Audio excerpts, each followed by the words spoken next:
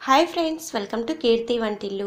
ఈరోజు నేను మీకు పుదీనా పచ్చడి చేసి చూపిస్తాను. పుదీనా పచ్చడి చేసుకోవడానికి ముందుగా 2 పెద్ద సైజు పుదీనా కట్టలు తీసుకొని శుభ్రంగా కడిగి ఇలా ఒలుచుకొని పెట్టుకోవాలి.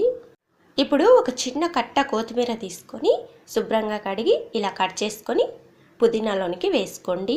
ఇప్పుడు స్టవ్ ఆన్ చేసుకొని కడాయి పెట్టుకొని 2 టేబుల్ స్పూన్లు నూనె వేసుకోండి.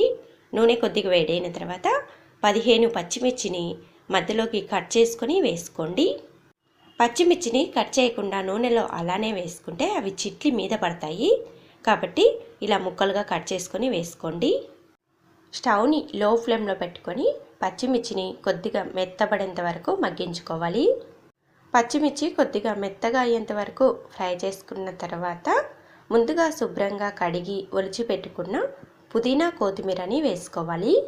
ఇప్పుడు బాగా కలుపుకుంటూ పుదీనాని మెత్తగా ఉడికేంత వరకు మగ్గించుకోవాలి.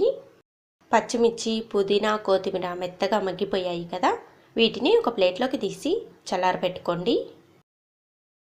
ఇప్పుడు అదే కడాయిలోనికి 4 పెద్ద సైజు టమోటాలను సన్నసన్న ముక్కలుగా కట్ చేసుకొని వేసుకోండి. ఒక చిన్న ఉసిరికాయ సైజ్ అంతా చింతపండును కూడా శుభ్రంగా కడిగి టమోటాలలో వేసుకోండి. ఇప్పుడు ఒకసారి బాగా కలుపుకొని దీనిపై మూత పెట్టుకొని సన్నటి మంట పైన టమాటా పండ్లు మెత్తగా అయ్యేంత వరకు ఉడికించుకోవాలి. టమాటా పండ్లని ఈ విధంగా మెత్తగా ఉడికించుకున్న తర్వాత 1/2 టీ స్పూన్ పసుపు వేసుకొని కలుపుకొని స్టవ్ ఆఫ్ చేసుకోవాలి. ఇప్పుడు రోకలిని శుభ్రంగా కడిగి పెట్టుకోండి. ముందుగా ఫ్రై చేసి పెట్టుకున్న పచ్చిమిర్చి, పుదీనాని రోటిలోనికి వేసుకోవాలి. దీనిలో 1 టీ స్పూన్ కల్లుప్పు వేసుకొని దంచుకోవాలి. పచ్చడిలో సాల్ట్ ఉప్పు కంటే కల్లుప్పు వేసుకొని దంచుకుంటేనే పచ్చడి టేస్ట్ బాగుంటుంది. మధ్య మధ్యలో స్పూన్తో కలుపుకుంటూ దంచుకోండి. ఇలా కొద్దిగా బరకగా దంచుకున్న తర్వాత 10 వెల్లుల్లి రెబ్బలు, 1 టీ స్పూన్ జీలకర్ర వేసుకొని దంచుకోవాలి. వెల్లుల్లి రెబ్బల్ని పొట్టు తీసుకొని అయినా లేదంటే పొట్టు తీయకుండా అయినా వేసుకోవచ్చు. మెత్తగా లేకుండా కొద్దిగా బరకగా దంచుకోండి. ఇలా దంచుకున్న తర్వాత ఉడికించి పెట్టుకున్న టమోటా ముక్కలు కూడా వేసుకొని మెదుపుకోవాలి. టమోటా ముక్కలు వేసుకున్న తర్వాత గట్టిగా దంచుకోవద్దు, ఇలా మెదిపినట్టుగా చేసుకోవాలి. మన ఛానల్ని మొదటిసారి చూస్తున్న వాళ్ళు ఎవరైనా ఉంటే ఫస్ట్ వీడియోస్లోకి వెళ్ళి 2-3 వీడియోస్ని పూర్తిగా చూడండి. నా రెసిపీస్ మీకు నచ్చినట్లయితే ఇలాంటి మరిన్ని రెసిపీస్ కోసం కీర్తి వంటిల్లు ఛానల్ని తప్పకుండా సబ్స్క్రైబ్ చేసుకోండి. ఇలా పచ్చడి మొత్తం బాగా కలిసి మెత్తగా అయ్యేంత వరకు నూరుకోవాలి. పచ్చడి బాగా నూరుకున్నాం కదా, రెడీ అయిపోయింది. ఇలా బాగా నూరుకున్న తర్వాత ఉప్పు సరిపోయిందో లేదో ఒకసారి టేస్ట్ చూసుకొని సరిపోకపోతే వేసుకొని నూరుకోండి.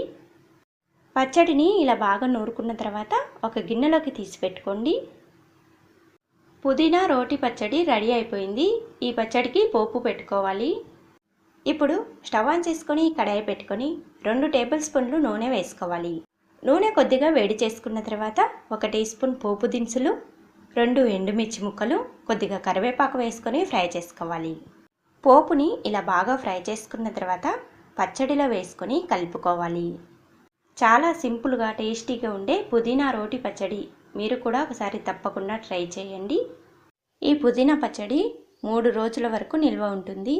ఫ్రిడ్జ్లో పెట్టుకుంటే వారం రోజుల పైగానే నిల్వ ఉంటుంది.